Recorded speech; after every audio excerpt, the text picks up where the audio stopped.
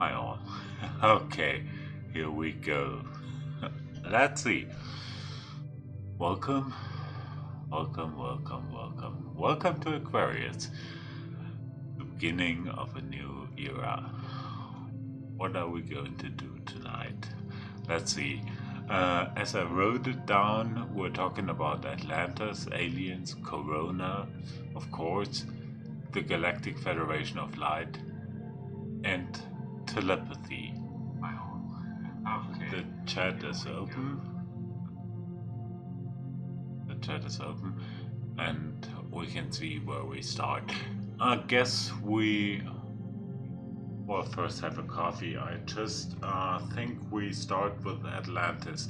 What you see on the screen right in front of you in the lower left corner is a picture, an image of an underwater group of pyramids in the Atlantic Ocean next to Florida, right beneath the coast.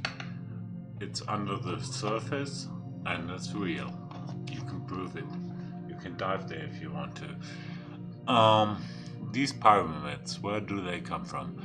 Well, they are of Atlantean origin, and Atlantis is a myth, a legend, of which almost every nation, every tribe, every people in this world talk about in their legends and their memories.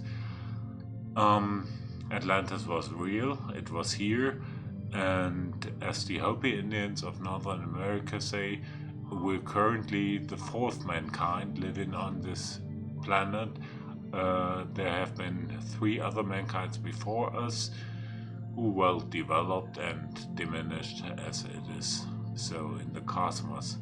Um, the Atlantean Age and Lemuria in the Pacific Ocean were about the third mankind, of which we have, well, only myth and legends and at least Platon's Atlantis legend, the only historical source we got. Okay, look at the pyramids down in the Atlantic Ocean near Florida. You see, there are three major pyramids of them, and they are sort of in a row. Now, look at the right of this screen, and you see the belt stars right to the right of this image. You see the belt stars of the Orion constellation. The stars are from bottom to top Al Nilam, Al Nitak, and Mintaka, the three belt stars. These belt stars look quite similar, like the pyramids on planet Earth do, photographed from air. You see the pyramids from China, Mexico, and Egypt, of course. They are also grouped in a row, photographed from above, and they look quite similar to the belt stars of Orion's constellation. The brightness of the two lower belt stars, Al Nilam and Al Nitak, are nearly identical. Uh, this is mirrored in the size of the pyramids on planet Earth. You see, two of the pyramids, of these three pyramids, are almost the same size, and those reflect the brightness of the stars of Orion's belt. Um, well, what does this mean? Look at the bigger picture. Orion's constellation is a very old constellation, an old star sign. It also appeared in Sumerian tales, in Sumerian scriptures, in Chaldean scriptures from Mesopotamia, and is very ancient. They just didn't call it Orion, they called it different in Chaldea, they called it Sipasiana.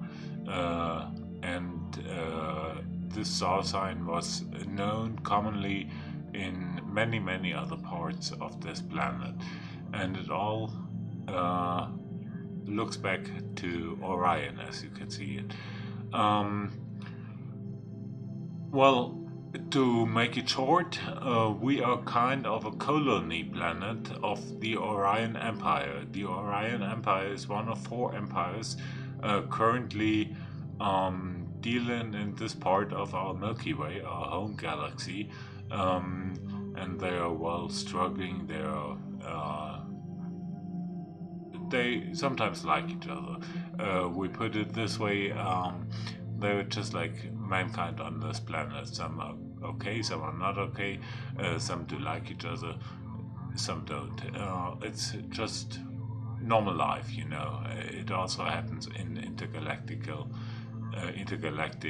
spheres as well as it does in our families or in our societies on Earth. Um, these belt stars you see expressed also underwater in the Florida image on the left, which makes clear that many thousand years ago there has also been this influence of the Orion Federation on planet Earth. Above the image of the Florida pyramids, you see something which was called the ancient amulet. A British professor, found it somewhere in Egypt.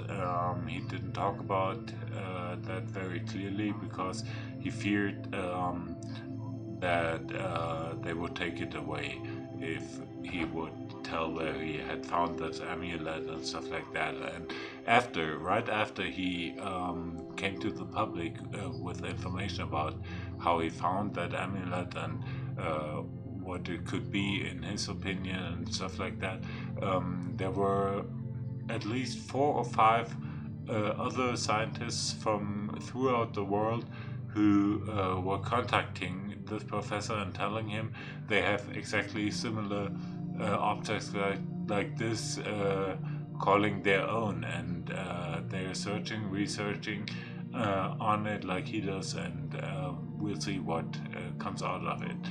In my opinion, as a suggestion, I think this amulet is sort of a communication device, just like our smartphones are. The glass you see there is no glass, it's crystal, and it reminds me of the crystal skulls of the Maya age,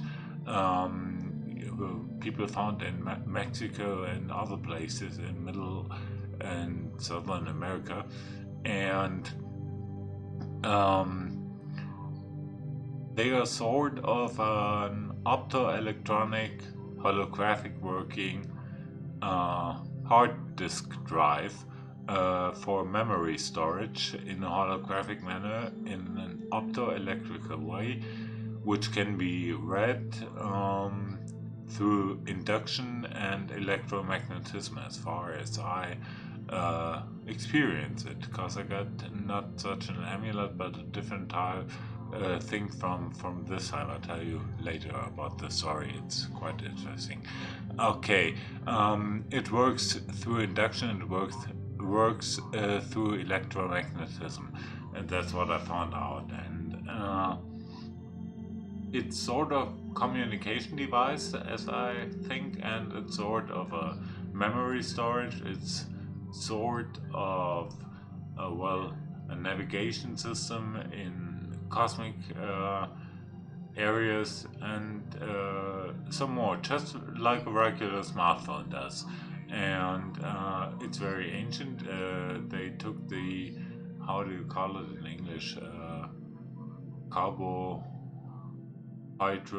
the method, C14 method, to prove the age, and it was dated about at least 12,000 years ago. So it's very ancient. This amulet, okay, comes from Atlantean time. We can see we switch to the second page, keeping those Florida pyramids on mind, and see what's happening in the Pacific. In In the Pacific Ocean, we find exactly the same as we find before Florida's coast. We find underwater pyramids right east of Taiwan on a little island, Yonaguni, which belongs to Japan but lies directly east of Taiwan. You can see that these structures are definitely not natural, and they are underwater as well, and you can dive there with a scuba diving system. So I don't know about the depth these stone vehicles are in, but you can dive there with a regular scuba diving suit, so it can't be lower than 100 meter, I suppose, because you cannot dive any deeper with a regular suit. This all just makes me think, I don't hear about that on my news in the radio. I don't hear about that on my news on TV, but I find it interesting, and I find it,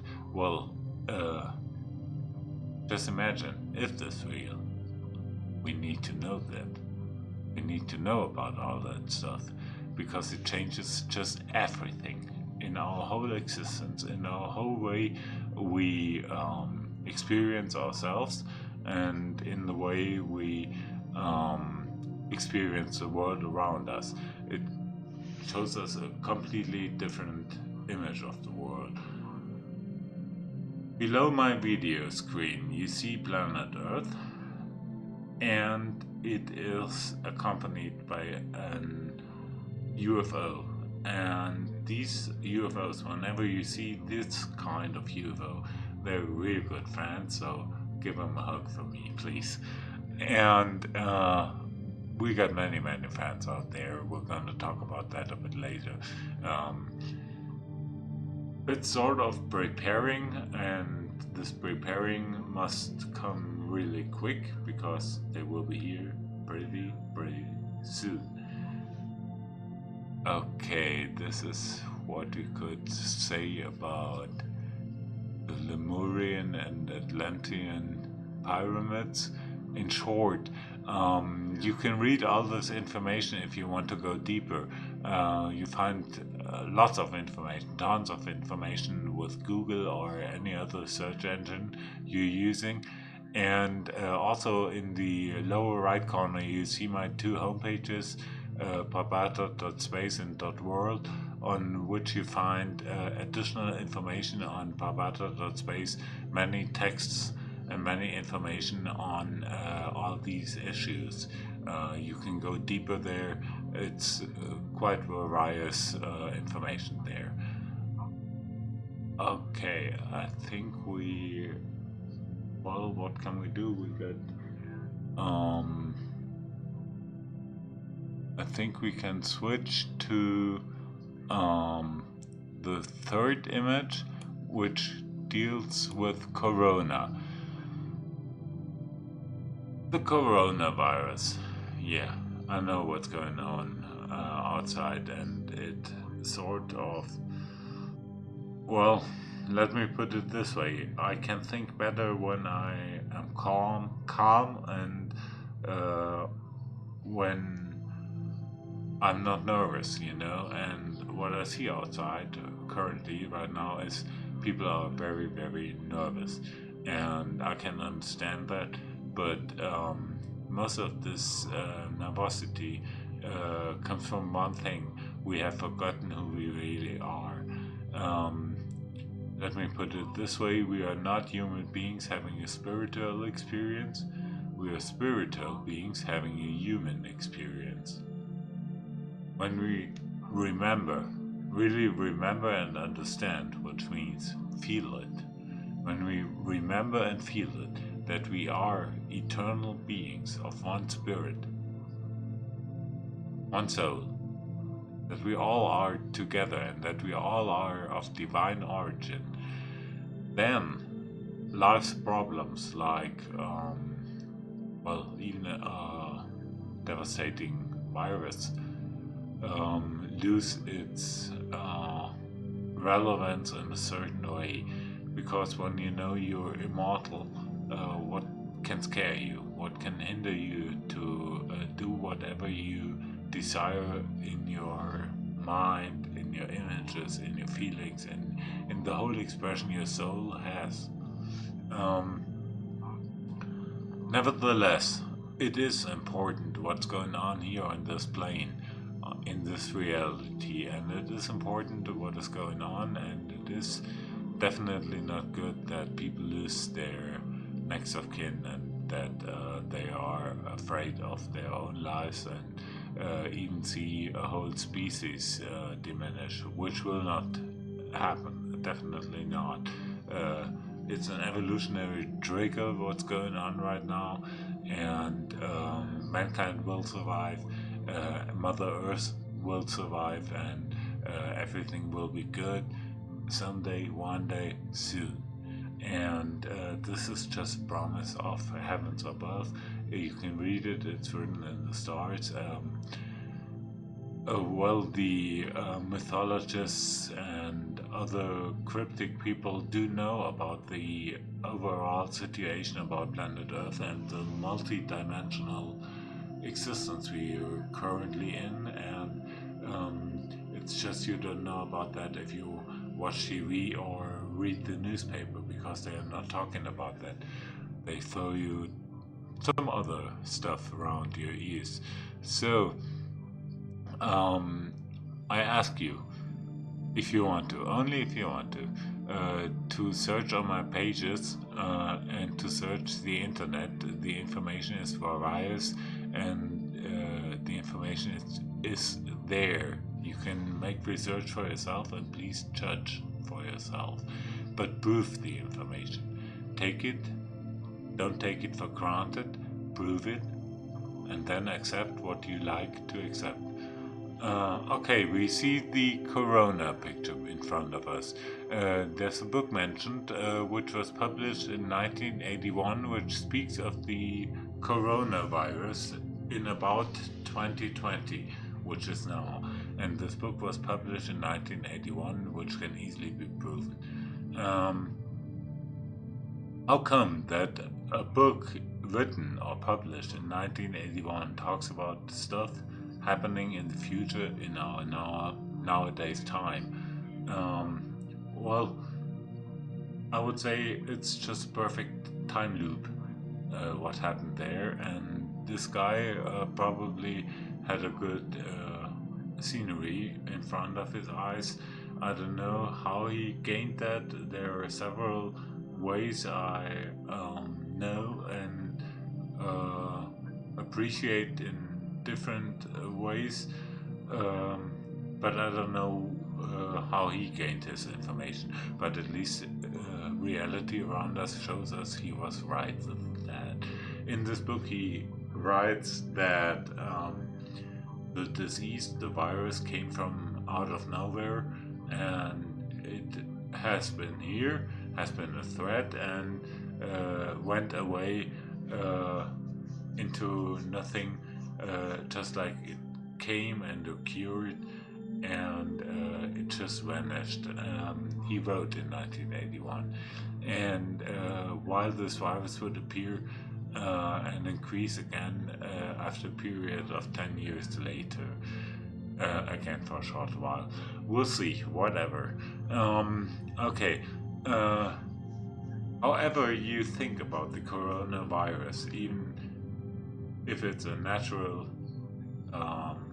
evolutionary happening, if it is a biochemical weapon or whatever happened there, at least focus on the issue that it all was written down and printed and published in 1981, which gives the whole thing a different perspective, because we're dealing here with some sort of reality manipulation which definitely doesn't seem to be normal as we used to know it, and this should make us aware of the fact that other things in our lives could be, well, if we just consider them to be unnormal, they could be normal as well. If we take a different perspective to look up at those. Okay, just keep that in mind with the book and the coronavirus. What I can tell you to the coronavirus, I don't want to be the 1897th voice telling you what to do. You know best what to do. Well, at first I can say put your faith and your trust in God and the heavens above, because what we're dealing with, no doctor, no pharmacist, no politician, no whatever can heal, cure, or wipe away. Only heaven can do that, because it's just, well, it's a threat to mankind. The situation is critical. The dominant species of this planet is endangered, and we need to do something about that. And that's where our friends from abroad come in reach. The friends from the galaxy. We got tons of wonderful entities, beings out there, focusing on our mother planet and trying to help us in the upcoming time, because it's a very special period and a very special time for our planet and us right now in this plane. Okay. These entities, we don't, as you can see in the upper left, we don't have only friends, we also have foes. But I don't want to focus on them too much, because the whole alien, I prefer calling them extraterrestrials, because alien means alien, and they're not that alien. Some of them are just as close as we are. About the Galactic Federation of Light, you see to the lower left,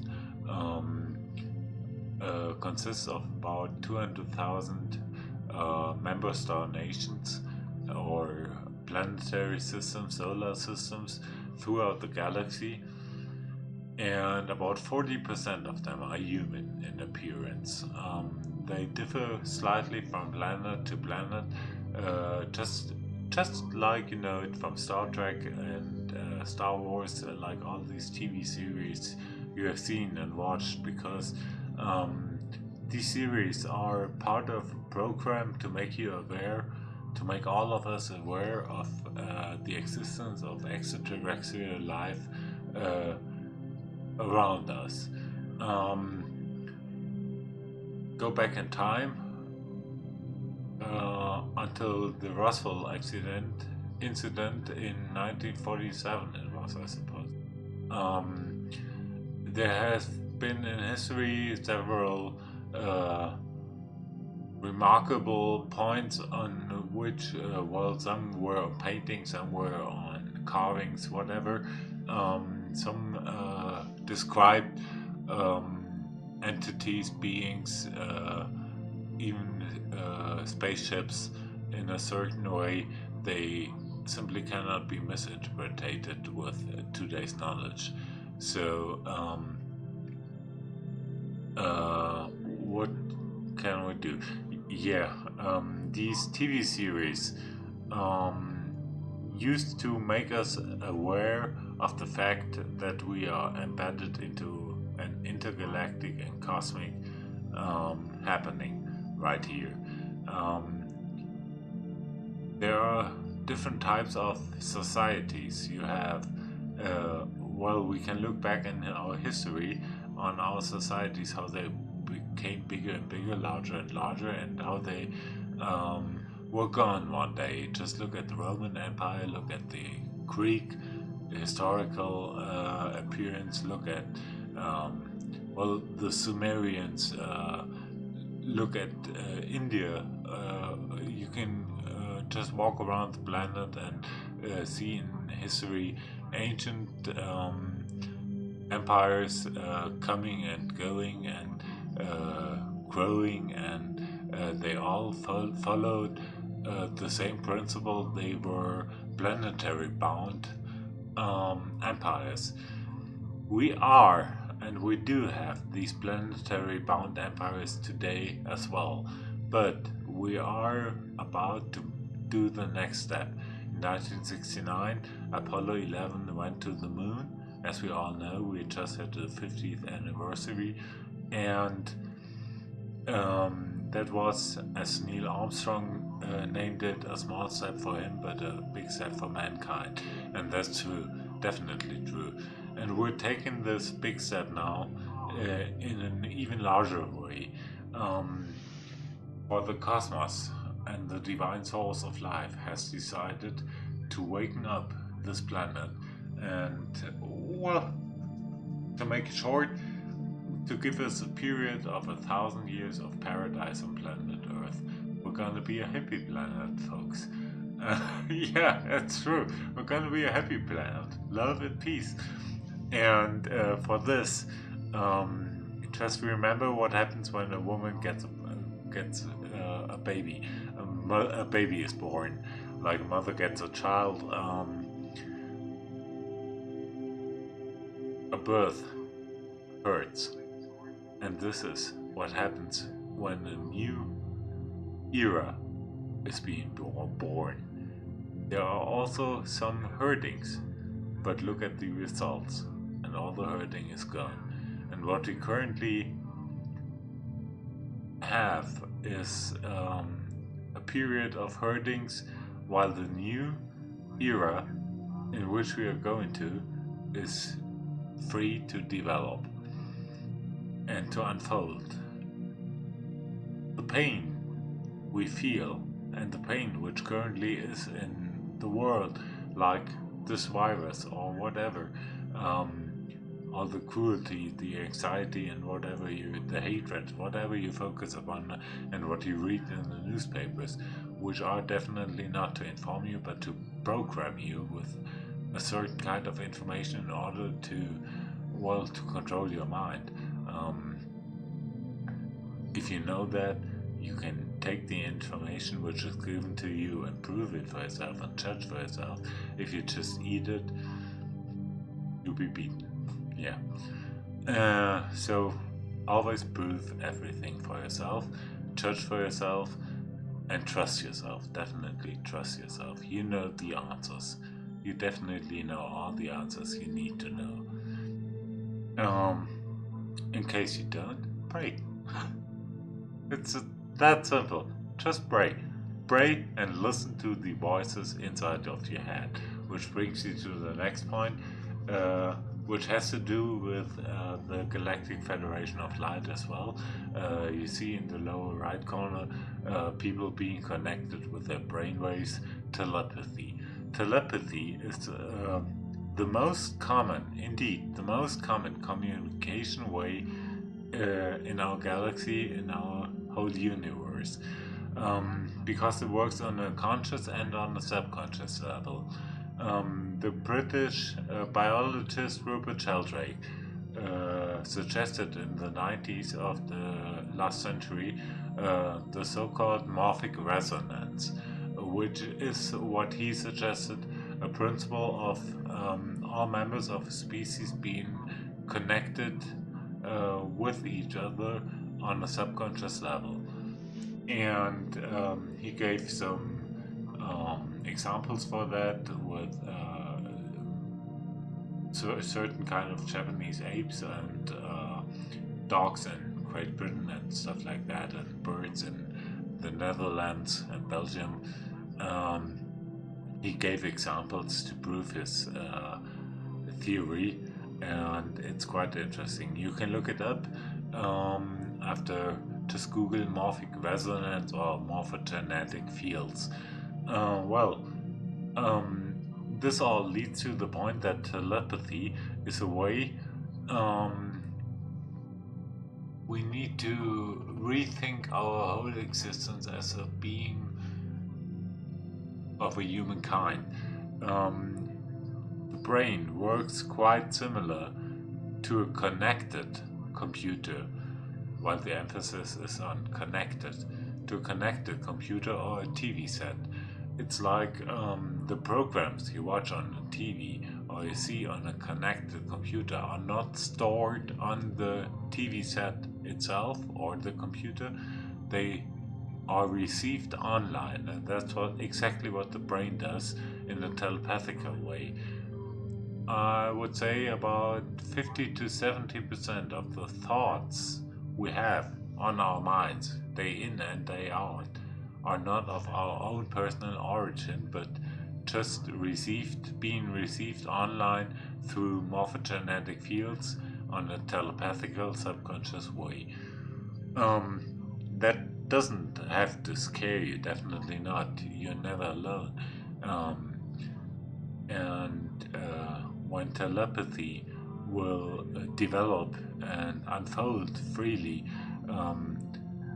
one of the most irritating things in our lives will disappear. The lie. The lie will be gone. Because you will have a certain part of thoughts only for yourself. You have a private part. But your intentions are open to all. And this lets the lie vanish. Just vanish, because you understand and see how another person is just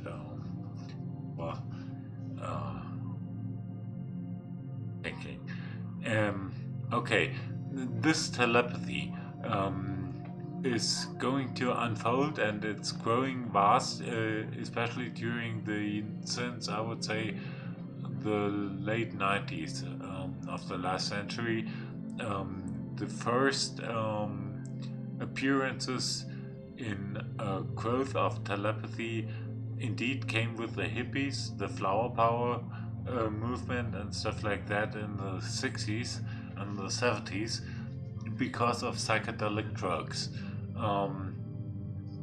Psychedelic drugs are not only sort of dangerous or illegal or whatever etiquette they got. It's a way. Just think about that like a scientist would do it. If you consider man as being a biochemical electrical system working with hormones, neurotransmitters, stuff like that. If you change in this biochemical electrical system some input, if you vary a frequency, just like when you give a pill or something like that, if you put an essence into this organism, it will change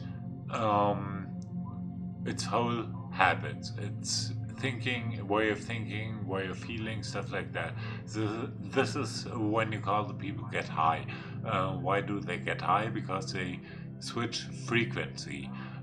They change the frequency their brain is receiving and sending information. It's like similar when you switch the channel on your remote control of the TV set. In case you don't like a program, you switch the channel to another program. And that's what you do when you get drunk, or what you do when you meditate, or what you do when you take a drug or whatever. Changes the frequencies your brain works with. And it's also, being sober is something like being drunk, just different phase of existence, and you can deal with that and think it over and use it in order to unfold what dwells on you. Telepathy. What has that got to do with telepathy? Almost every pothead can tell you about his experiences with telepathy. If you smoke marijuana, you get telepathic experiences. Everybody can tell you about that who frequently smoke marijuana. Definitely everybody. That's why this stuff used to be forbidden on this planet. Because think of what our societies would become if we all had access to telepathic information. We couldn't be controlled so easy for much longer time, and therefore there are groups and people interested in not making us free and not letting us become telepaths. Therefore, they condemn these illegal drugs and give all of us the legal drug, alcohol, and maces. People die of alcohol. You know, I used to drink alcohol and I used to like it and I used to work with it. It was one way to understand how the brain works, because when you experience a state of mind which is different to your state of mind when you're sober, you can take the next step and think, if this thinking I have when I'm drunk is caused by alcohol getting me drunk, and my thinking is different when I'm drunk, so how is my thinking when I'm sober? Is this just also a biochemical, electrical state of mind, which is not better, not worse than another state of mind, but just different, you know? Just different. That's how a scientist would look at it. And what a politician makes out of it is don't do this, don't do that, do this. And this definitely doesn't cope. That's not good. No one should tell you what you should do. It's alone your decision what you do with your life. There's a karmic principle. Every cause leads to an effect, and therefore, if you're not happy with the effect you got, change the cause. And if you're not happy with what happens to you, change the input and the output will change. That's just the principle of life. This is no revenge, no wrath or whatever. People easily say heavens would have. No, it's just a logical principle. Every cause has its effect. And therefore, if you don't want an effect to happen, change the cause. I know it's quite easy said, but we all got, our ways to live and think about all that, and it could be a very easy way to change oneself, but as far as I can see it with myself, it needs time. It really needs time. I've been a quite different person 25 years ago, I've been a quite different person 50 years ago, and I will be quite a different person in 25 years or 50 years. Definitely.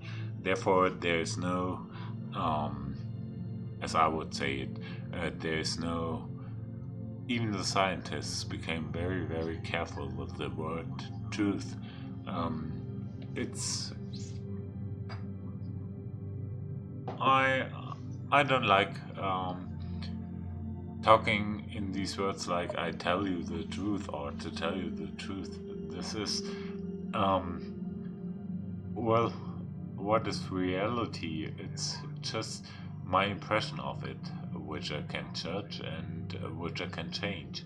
And therefore I cannot say I want to make my reality to become the reality of another person. I think I'm not allowed to do so. Definitely not. That's not how the heavens work.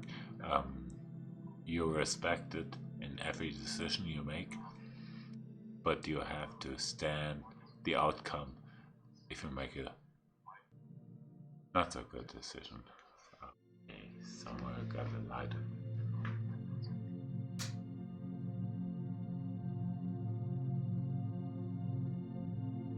People definitely smoke too little.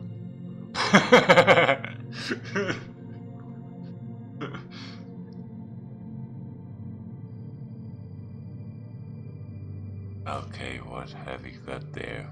Yeah, okay, you see on the left corner, you see part of the Asha command as it could be described. This is a space station positioned in an orbit around planet Earth. There are two extraterrestrial space stations currently orbiting planet Earth, and the Asha command is one of those. Those are friends of mankind. Those are friends of earthly mankind, and they are here to help us to evolve and to become the happy planet the stars are talking about. And they're very close friends. They are like sort of elder brothers, and they don't consider themselves as being higher than we are. Well, just imagine when you travel through the cosmos, you get a different perspective on life. You get more humble. You get more. You honor things more. Definitely, you honor life because you see how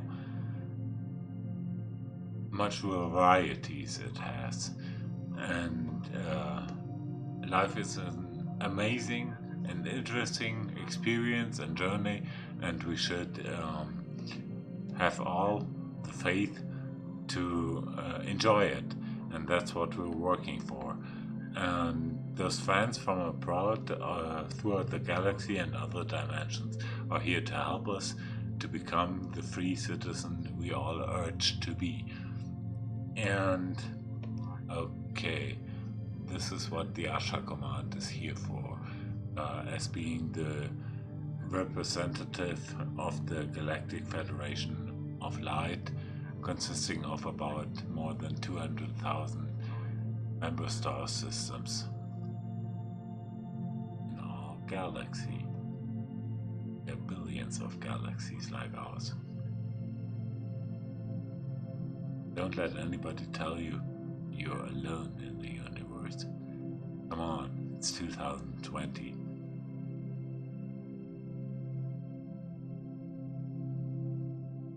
And if someone tells you this world has been created 6,000 years ago, do you really believe that?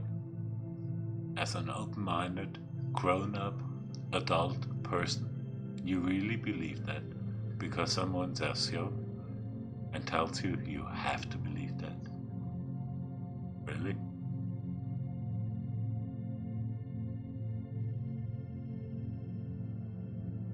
Okay. The first thing we got to do, and we ought to do, is to develop our telepathic abilities. On my homepage, I gave a little notice on how you could do that, or how we could do that, my experiences. It's not only doing it with marijuana or hemp. You don't need hemp for doing telepathy, but it's easier to do that at first. Later on, when you get used to the methods and you know what to trigger your mind upon, you can easily do it without being stoned, but it helps in the beginning, definitely. So I could really recommend it, and I don't care if people say don't do that and it's illegal, so what, shit on that. got another problem going on right here, and it's time for someone telling you the truth about marijuana.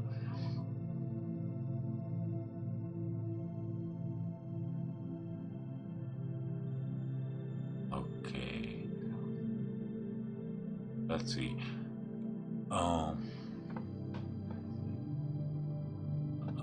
Okay, I see another picture down there. The Orion picture went in. I didn't want to have that. Wait, that off.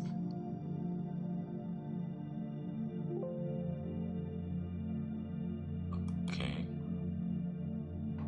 Here.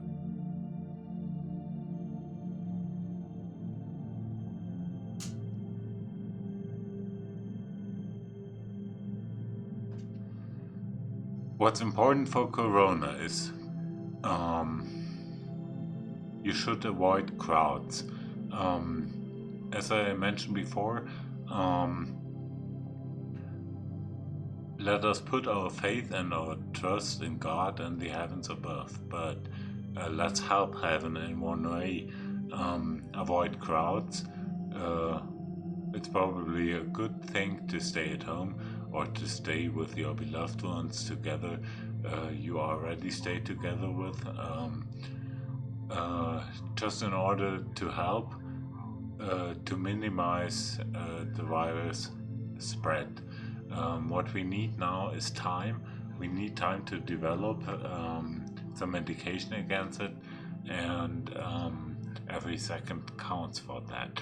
We will get, definitely, we will get help from the cosmos, but what we can do is to help, well, to help to try to try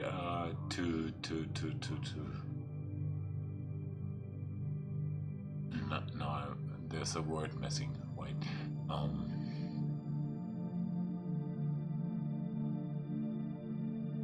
Yeah, what we need to do is we just should avoid crowds, and we should well, at least stay at home, I suppose, and see as little people as possible. We can use our phones, we can use the internet, we can connect on every other way, but just give the virus no chance. It's probably good advice, I don't know, but I think so because doctors in my family say so. And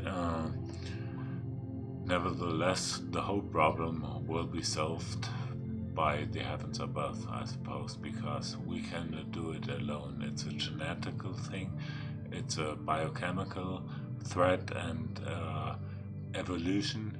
If you're a scientist, you might say evolution will clean it. If you're a priest, you would say heaven will clean it. So, if you're a human, you can say, I clean my hands to clean it. Okay? Do whatever you can do and what is in your reach. Okay, let's see. We got some 45 minutes until now.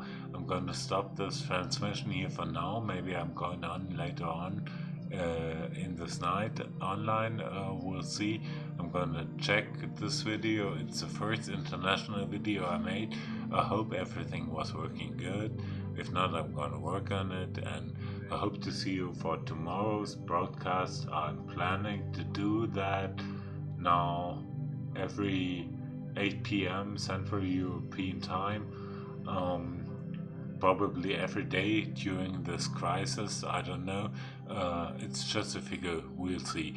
I will put the streaming online tomorrow noon, at about noon, and will inform you when the broadcast, the streaming will begin tomorrow if you want to. Thank you very much for your attention, for your friendship, being close together here, and I hope I could tell you something interesting, and I would be very happy for your feedback. Oh, I see there's Lina. Hi, Lina. Hi, Lina. Okay, I haven't seen you coming in. I thank you for your feedback, and I leave this page open in the chat for, I don't know, the whole night. So whenever you want to just write something in the chat, and I will, when I read it, answer in the chat. Maybe I'll go on online with this video later on, I don't know, but latest tomorrow. Have a great night. I thank you for all that you're here, for a friendship, and all the good things you do to me in my life. Goodbye.